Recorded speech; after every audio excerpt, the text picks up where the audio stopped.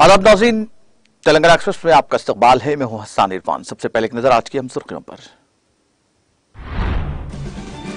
फलाह बहबूद और तरक्की को जारी रखने गुलाबी परचम को करना होगा बुलंद। मेदक की 10 नशिस्तों को केसीआर को तोहफा देने हरीश राव ने किया आज़म। वजीर आला के दौरे मेदक और जलसे आम की तैयारियों का वजीर फाइनेंस ने लिया जायजा।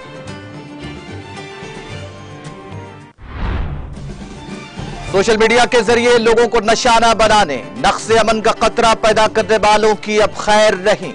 राउडी शीटर्स, लैंड ग्रैबर्स और सोशल मीडिया के जरिए झगड़ों की बुनियाद बनने वाले अफराद से सख्ती से निपटेगी पुलिस। आला सतही इजलास में वजीर दाखिला मोहम्मद महमूद अली ने दी हिदायत।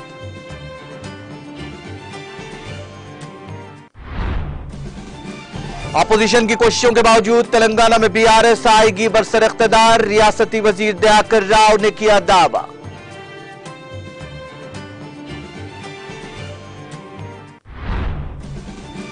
महबूबनगर में कोतवाल राजा बहादुर वेंकट राम रेड्डी की उम्र पैदाइश तकारीब, रियासती वजीर श्रीनिवास गौड़ ने बहादुर वेंकट राम रेड्डी को पेश किया खराज।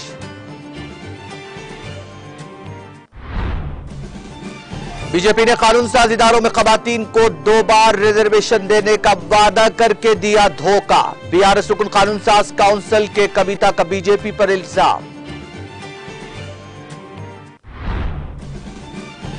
और लक्षद्वीप से रुकने पार्लियामेंट मोहम्मद फैसल की सजा को मुअत्तल करने सुप्रीम कोर्ट ने दी हिदायत। फैसले पर नजरसानी के लिए केरला हाई कोर्ट को अदालत उज़्मा ने दिया हुक्म।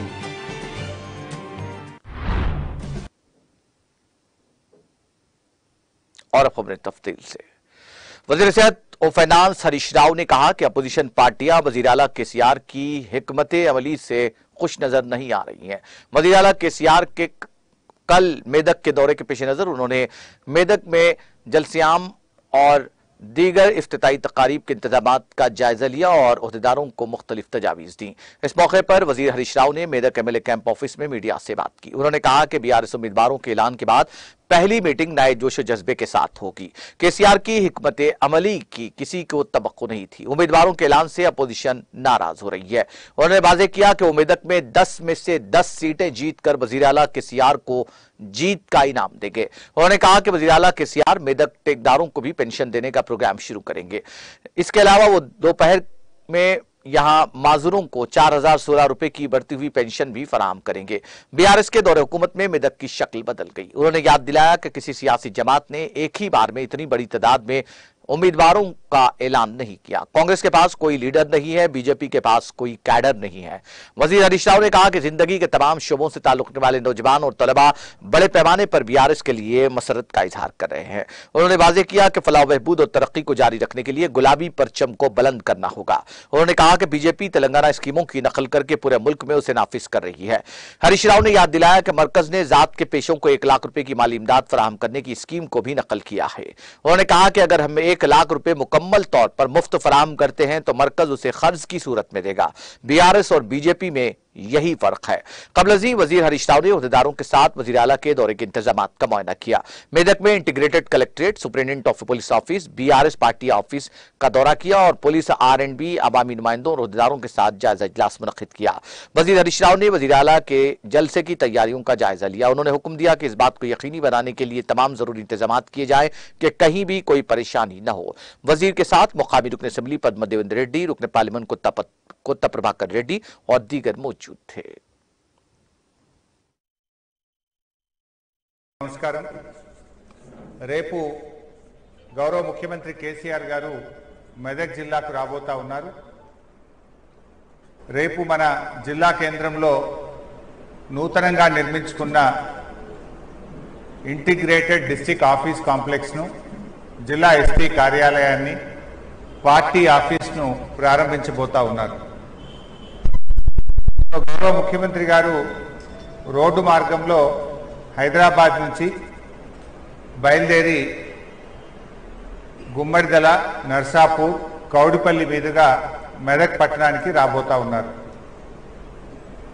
మరి పటాన్ చెరువు నియోజకవర్గం గుమ్మడిదలలో గౌరవ ముఖ్యమంత్రి గారికి ఘనమైనటువంటి స్వాగతం చెప్పడానికి మా పటాన్ చెరువు శాసనసభ్యులు మహిపాల్ రెడ్డి గారు పెద్ద ఎత్తున ఏర్పాట్లు చేయడం జరుగుతూ ఉంది। ఉదయం 11 గంటల ప్రాంతంలో గౌరవ ముఖ్యమంత్రి గారు రోడ్డు మార్గంలో హైదరాబాద్ నుంచి బయలుదేరి గుమ్మడిదల, నర్సాపూర్, కౌడిపల్లి మీదుగా మెదక్ పట్టణానికి రాబోతా ఉన్నారు. మరి పటాన్ చెరువు నియోజకవర్గం గుమ్మడిదలలో గౌరవ ముఖ్యమంత్రి గారికి ఘనమైనటువంటి స్వాగతం చెప్పడానికి మా పటాన్ చెరువు శాసనసభ్యులు మహిపాల్ రెడ్డి గారు పెద్ద ఎత్తున ఏర్పాట్లు చేయడం జరుగుతూ ఉంది. ఉదయం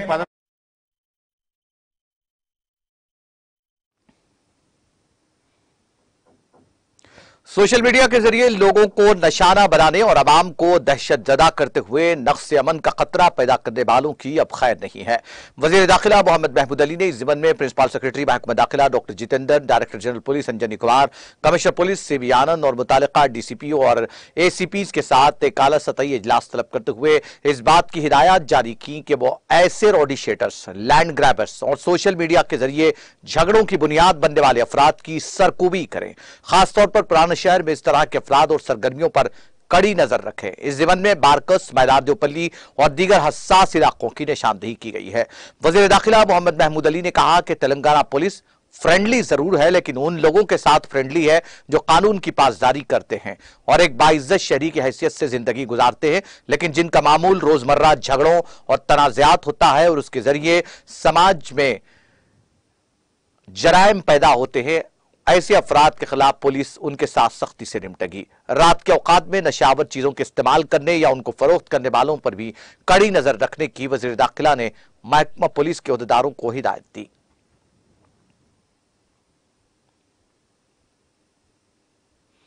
वजीर पंचायत राज दयाकर राव ने कहा कि अपोजिशन पार्टियां कितनी ही कोशिशें क्यों न करें, बीआरएस हुकूमत रियासत में एक मर्तबा फिर इख्तिदार पर आएगी और चंद्रशेखर राव हैट्रिक बनाएंगे। उन्होंने वादे किया कि अगर अवाम अमन सुकून के साथ रहना चाहते हैं तो चंद्रशेखर राव को एक बार फिर वजीर आला बनना चाहिए।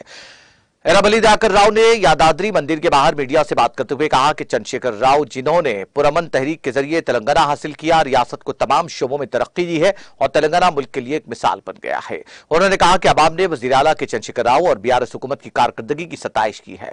इस तरह के मशहूर और मौसर अंदाज में हुकूमत करने वाले वजीर आला माजी में नहीं देखे गए। उन्होंने कहा कि वो चाहते हैं कि तेलंगाना में बीआरएस हुकूमत वापस आए और अवाम अमन के साथ रह सके।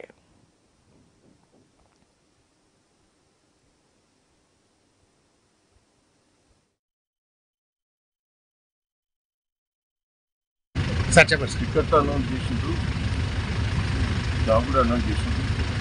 ఎప్పుడైనా స్వామి గారు దర్శనం తీసుకుంటాం. ప్రభుత్వం రావాలి, కేసీఆర్ ముఖ్యమంత్రి కావాలి, అది వస్తేనే ప్రజలు బాగుపడతారని ఉద్దేశంతో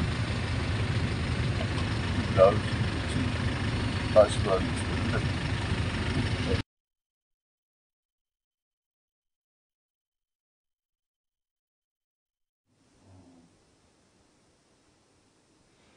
महबूबनगर में कोतवाल राजा बहादुर वेंकटराम रेड्डी के 154वें यौम पैदाइश तकारीब का इनेकाद अमल में आया। इस मौके पर वजीर एक्साइज और सियाहत डॉक्टर वी श्रीनिवास गौड़ ने महबूबनगर जिला हेडक्वार्टर के पद्मावती कॉलोनी ग्रीन बेल्ट के करीब वाक़े कोतवाल राजा बहादुर वेंकटराम रेड्डी के मुजस्समे पर गुलाए अकीदत पेश किए। तकरीब में रुकने पार्लिमान M Srinivas Reddy, ZP chairperson Swarna Sudhakar Reddy, municipal chairman K C Narasimulu, Rythu Bandhu समिति जिला सदर Gopal Yadav, market committee vice chairman Giridhar Reddy, Rythu Bandhu समिति director M Narasimha Reddy, councillor K Kishan Reddy, community के लीडरान और दीगर रहनुमा मौजूद थे।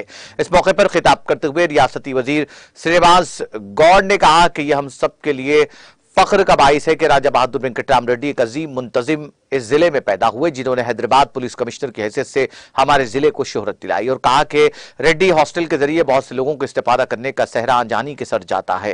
उन्होंने बहुत से गरीब लोगों को हॉस्टल में पनाह दी। रियासती वजीर श्रीनिवास गौड़ ने कहा कि कोतवाल जयंती तकारीब को सरकारी तौर पर मनाया जा रहा है। उन्होंने कहा कि राजा बहादुर वेंकटराम रेड्डी के आबाई शहर को सियाती मुकाम के तौर पर तैयार किया जाएगा और इस अजीम शख्सियत के घर को सियाती मरकज में तब्दील किया जाएगा। उन्होंने कहा कि Mahbubnagar Padmavati colony green belt के इलाके को 2 करोड़ 50 लाख रुपए की लागत से खूबसूरत बनाया जाएगा। सौरावरम प्रताप रेड्डी, चाकली लम्मा, पापन्ना, दुड्डी कुमरैया, पी साइन्ना जैसी अजीम शख्सियतें हमारे लिए रोल मॉडल के तौर पर खड़ी हैं।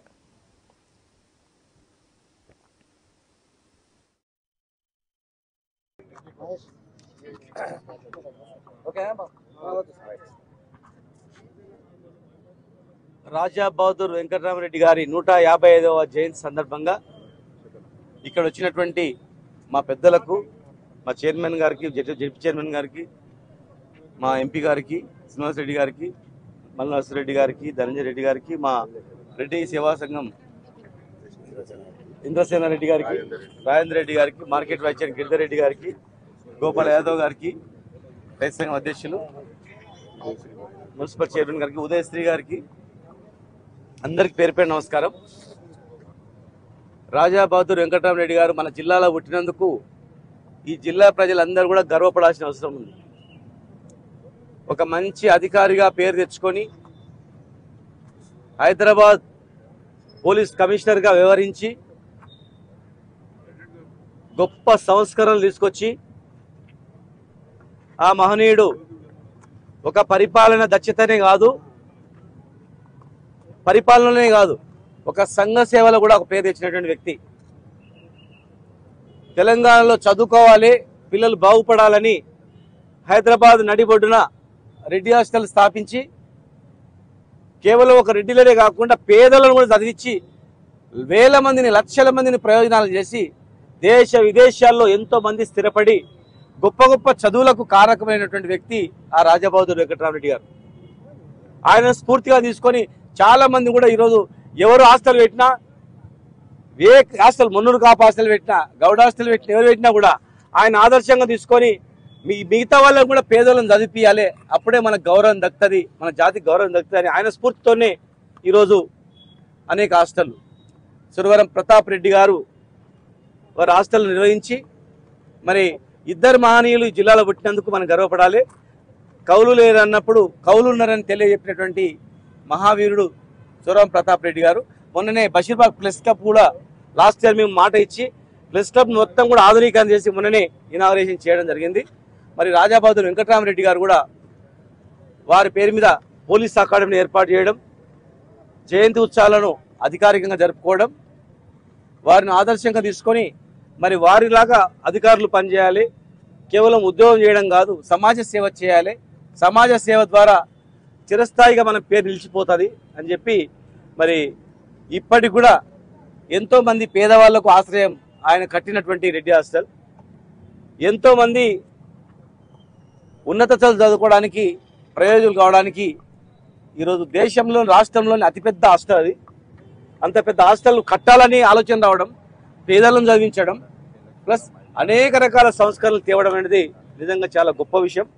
మనిషి పుట్టుక గిట్టుక అనేది సహజంగా ఉంటుంది, కానీ పుట్టిన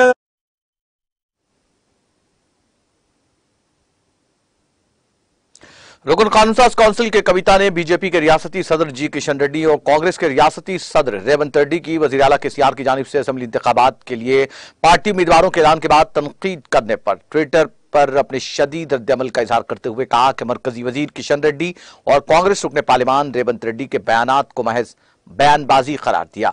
उन्होंने किशन रेड्डी को सख्त जवाब देते हुए कहा कि खवातीन के हकूक के लिए आपकी तशवीश हैरान कुन लेकिन खुशाइंद है। अगर आप जाती तौर पर इसके बारे में ऐसा महसूस करते हैं तो सियासत को एक तरफ रखें। आखिरकार बीजेपी के किसी लीडर ने कम से कम इस तवील अरसे से जेर इल्तवा मुतालबे को तस्लीम कर लिया है। कविता ने ट्वीट में बताया कि किशन अन्ना पार्लियामेंट में वाज़ेह अक्सरियत के साथ बीजेपी कोई भी बिल पेश कर सकती है और आप पास करा सकती है। आपकी पार्टी ने खवातीन तहफ़्फ़ुज़ात बिल के अपने 2 बार के मंशूर के वादे को भी पूरा करने से इनकार कर दिया है। उन्होंने बताया कि बीआरएस पार्टी की तरफ से टिकटों की तकसीम की बात करते हुए हम आपकी मायूसी और उलझन को समझते हैं।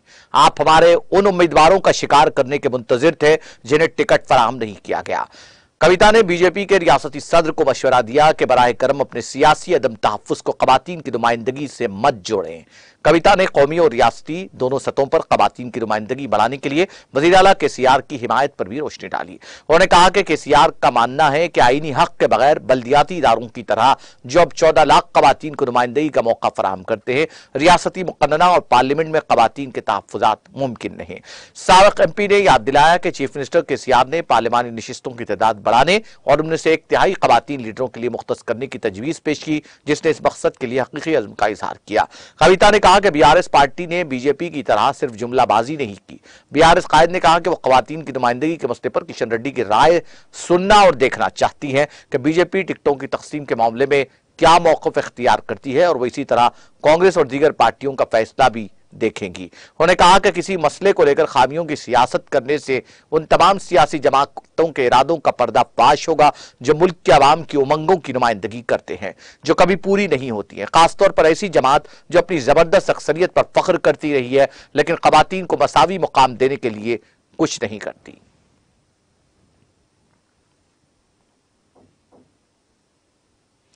हल्का असेंबली मधोल की बीआरएस पार्टी के उम्मीदवार की हैसियत से तीसरी म्याद के लिए मौजूदा रुकन असेंबली जीवी विट्ठल रेड्डी का नाम कौमी सदर बीआरएस पार्टी वजीर आला के चंद्रशेखर राव ने पार्टी उम्मीदवार बनाने का ऐलान करते ही हल्के मधोल बीआरएस पार्टी के मरकजी दफ्तर भैंसा में पार्टी कारकुनों ने खुशी और मसरत का इजहार करते हुए आतिशबाजी की और एक दूसरे में मिठाइयां तकसीम करते हुए जश्न मनाया।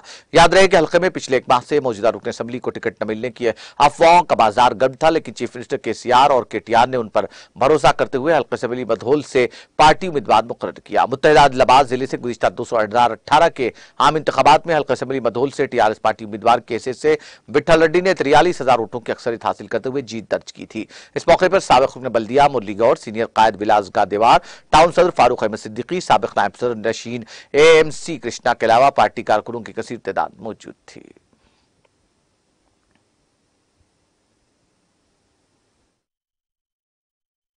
మెజార్టీ తోటి ఈ ఇందోర్ నియోజకవర్గాన్ని గెలుచుకున్న సంగతి మనకు అందరికీ తెలుసు। ఈసారి కూడా దానికంటే ఎక్కువ మెజార్టీ తోటి మీ అందరికీ రెండు చేతులు దండం పెట్టుకున్నా ఇంతకంటే ఎక్కువ మెజార్టీ కూడా తీసుకురావడానికి ప్రయత్నం చేయాలని, మళ్ళీ ఇంకోటి మన కాన్స్టిట్యూన్స్ లోపల ఇప్పుడు ప్రతి ఒక్కరికి కూడా రాజకీయంలో పనిచేసేందుకు అందరికీ కూడా హక్కు ఉంటుంది। नुमाइंदगी के लिए नामजद किया गया है, उनका नाम डिसाइड किया गया है। मैं उसी तरीके से हमारे हरदिल अजीज़ चीफ मिनिस्टर जनाब केसीआर साहब का भी शुक्रिया अदा करता हूं, जिन्होंने फिर एक बार एमएलए साहब पे भरोसा करते हुए उनकी खिदमत को मद्देनज़र रखते हुए उनकी अपने आप को जो पब्लिक के लिए वक्फ करे हैं, उनकी जो खिदमत को नज़र रखते हुए एक बार उन पर भरोसा करते हैं। టీఆర్ఎస్ పార్టీ బీఆర్ఎస్ పార్టీ వాళ్ళు తప్ప ఎవడో తెలుగుదేశం వాడో కాంగ్రెస్ వాడో బీజేపీ వాడో ఎవరు అడగలేదు। వాళ్ళందరూ మా ఫ్యామిలీ, మా యొక్క కుటుంబ సభ్యులే। ఏది ఏమైనప్పటికీ అందరూ కలిసికట్టుగా పనిచేసి రాష్ట్రం కంటే ఎక్కువ మెజారిటీతోని బీఆర్ఎస్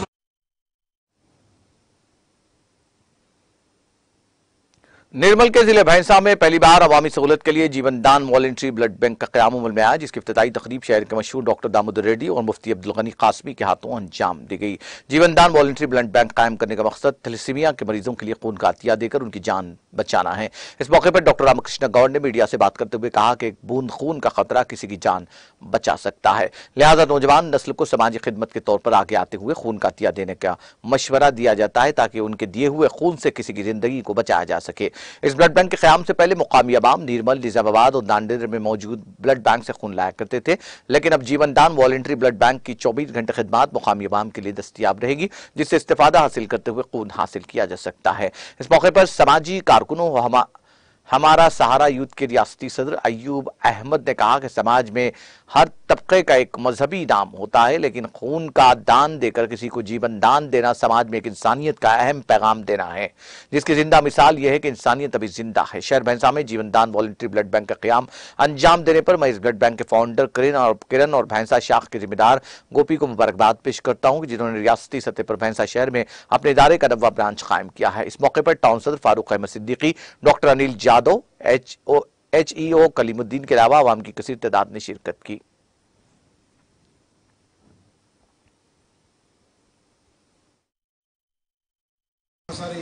అభినందనలు తెలియజేస్తున్నాను। ఇలా నేషనల్ నామ్స్ ఏవైతే ఉంటే బ్లడ్ బ్యాంక్ నామ్స్ అవన్నీ కూడా చాలా అరుదుగా మెయింటైన్ చేస్తారు, కానీ ఇక్కడ మన అదృష్టం ఏంటంటే Bhainsa blood voluntary centre, Jeevan Dan blood centre చాలా అద్భుతంగా వారు కావాల్సినటువంటి మిషనరీస్ కానీ स्पेस गानी पेशेंट और अतराफ अपने मुधोल तालुका के लिए बहुत अहमियत है। ये ब्लड बैंक का होना बहुत ज़रूरी था। अपने भैंसा में गवर्नमेंट हॉस्पिटल में भी ब्लड बैंक है, लेकिन उतनी सहूलतें नहीं थी, सिर्फ होल ब्लड मिलता था, उससे ज़्यादा काम चलने वाला नहीं रहता। उसमें PRBC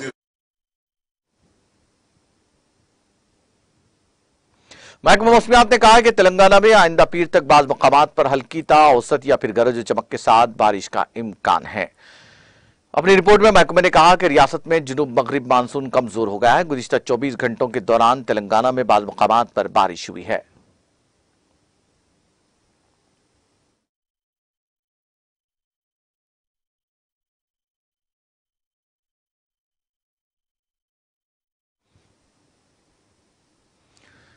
बिहार रुकन असम्बली डी नागेंद्र ने हल्का असम्बली खैरताबाद के मुख्तलिफ इलाकों का दौरा करके मुख्तलिफ तरक्याती कामों में हिस्सा लिया। इस दौरान रुकन असम्बली डी नागेंद्र ने समाजीगोला डिवीजन के BS मख्ते में 45 लाख रुपए की लागत से तामीर करदा CC रोड का इफ्तिताह किया। इस मौके पर खिताब करते हुए रुकन असम्बली नागेंद्र ने यकीन जाहिर किया कि तरक्याती प्रोग्राम सिर्फ BRS पार्टी के जरिए ही मुमकिन है।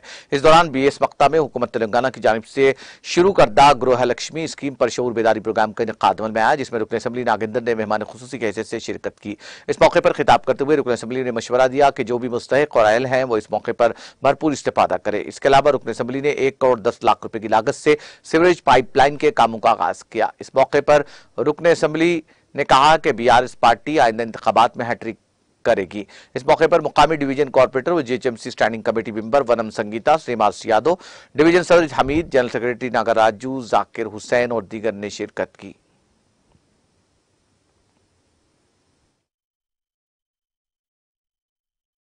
वालेकुम, नमस्ते। मैं मोहम्मद जाकिर हुसैन।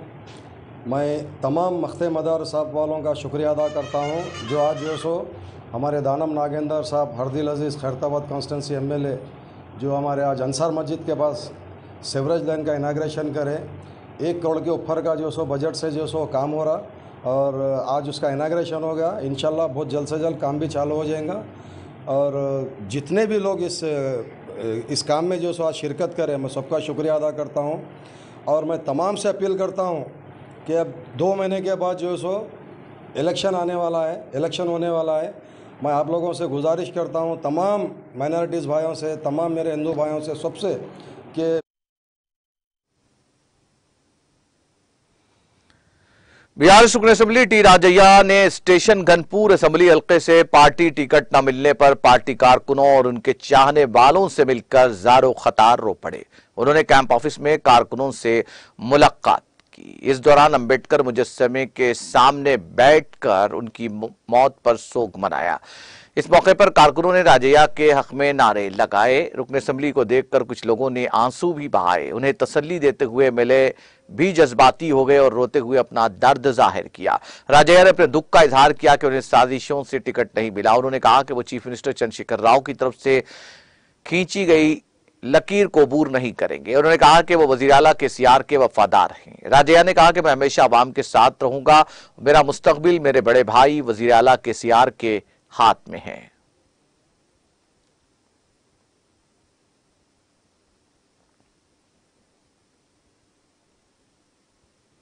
बेटे की मौत के बाद गमजदा मां की दिल का दौरा पड़ने से मौत हो गई। ये वाकया रियासत तेलंगाना के जिले हनमकुंडा के हसनपर्ती मंडल में पेश आया।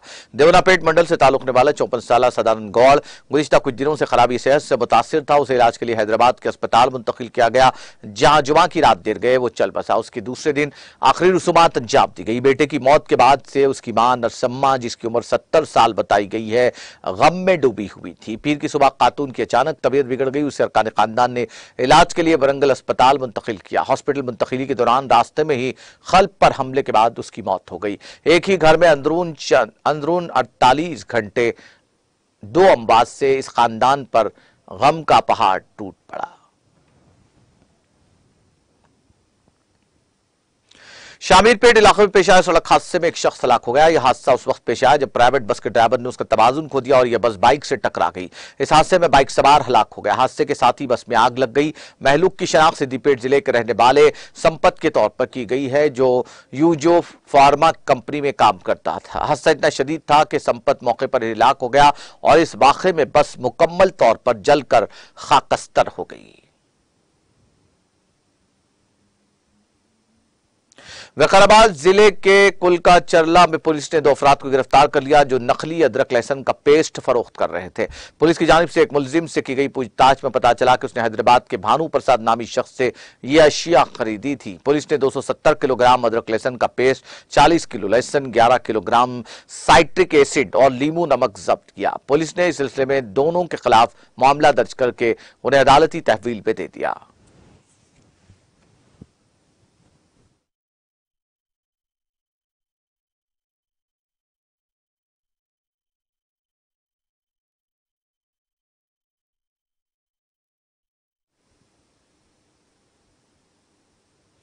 तेलंगाना एक्सप्रेस में वक्त ब्रेक का, ब्रेक के बाद भी खबरों का सिलसिला जारी रहेगा।